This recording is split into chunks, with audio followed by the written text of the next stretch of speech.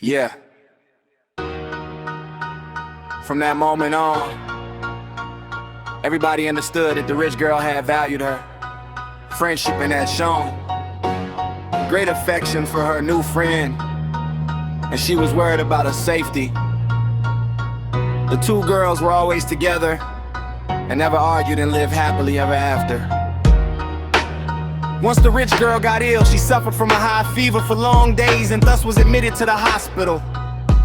She had been suffering from a high fever for a long time.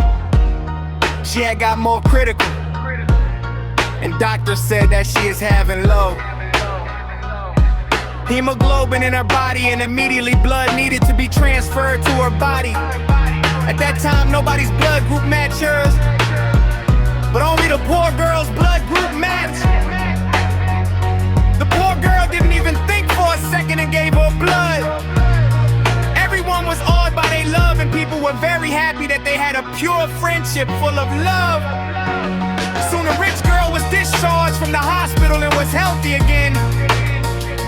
They set an example of true friendship and love. With time, their bond became stronger and they enjoyed each other's company.